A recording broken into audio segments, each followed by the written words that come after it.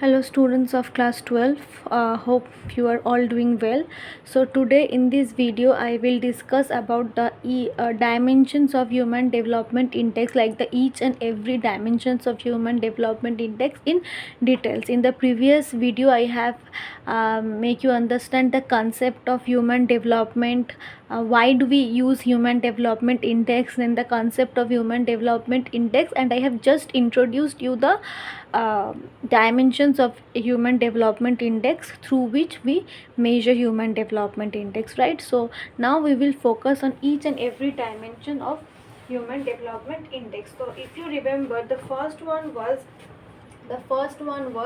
a long and healthy life. Okay, the first one was a long and healthy life. Now by long and healthy life we actually means the life expectancy at birth. Okay, life expectancy at birth, that is number of years a newborn infant is expected to live, a number of years a newborn child is expected to live. Okay, or how long an individual is expected to live, that is life expectancy. So we can write this as the number of years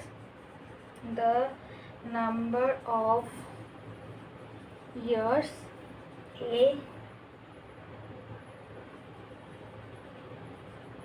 newborn infant is expected to live.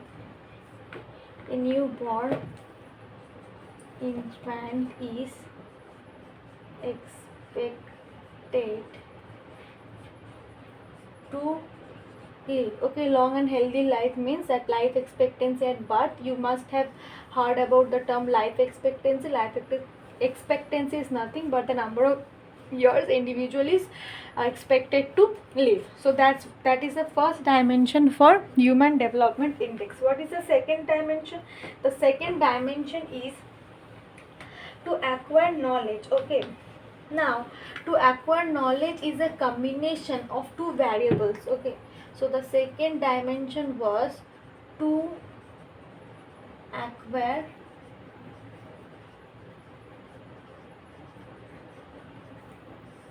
knowledge. Now it has two variables. What are the two variables? It's a combination of two variables actually. Okay, so what are the two variables? The first variable is mean years of schooling. Okay, mean years of schooling, and the second one is expected years of schooling. Okay, expected years of schooling. Now what is mean years of schooling? That is average number of years of school education received by a people aged 25 and above. Okay, so average number of, as there is the word mean, this will be mean. Okay, not means. So average number of years of school education that is being received by a people who is above 25 or 25. Okay, so this is average number of years of school education, average numbers of year of school education received by people who are either 25 or above it,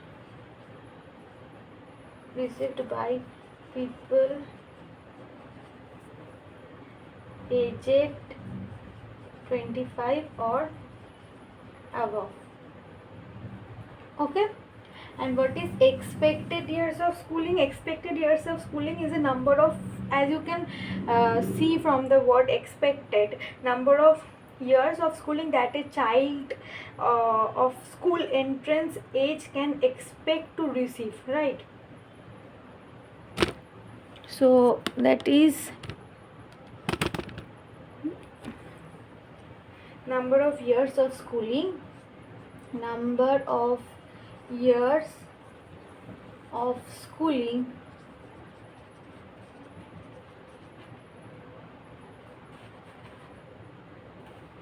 that a child of school entrance. Let me write it here because expected. Let me write it. It should shortly. Expected years of schooling. This is nothing but number of years that a child of school entrance. Child of what? Child of school entrance age. Okay, child of school can expect to, that is after like the entrance of school, the number of years he or she is expected to, how many years he or she is expected to receive the schooling. Okay, so number of years that a child of school entrance age can expect to receive. Okay, that is the expected years of schooling. So mean years of schooling is average years of schooling, that average year of school education received by the people who are either 25 or above it, and expected years of schooling is number of years that a child of school entrance age are can expected to receive. Okay, so this is the second dimension. And the third dimension was, if you remember, it was a decent standard of living, right? It was decent standard of living. So decent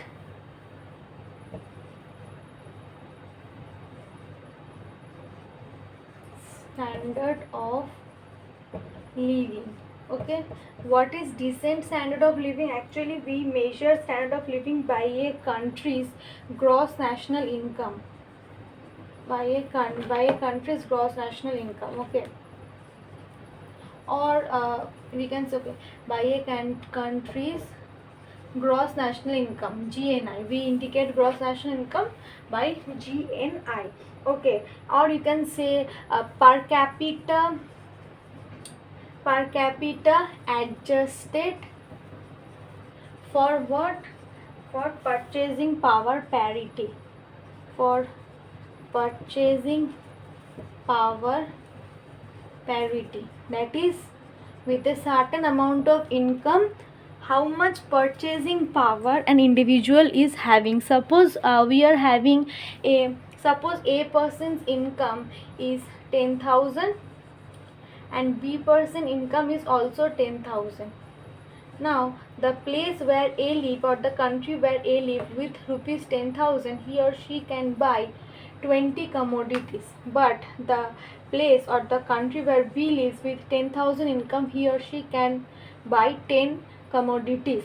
So whose purchasing power is more? Obviously A's purchasing power is more. So we can say the decent standard of living for A is more higher, because he or she is enjoying more commodities, right? So his or her standard of living will be more good. Okay, so these are the three dimensions which I have explained in this video, that is the concept of these dimensions. Okay, I hope this is clear. In the next video we will learn about how do we measure human development index through the help of these dimensions. Okay.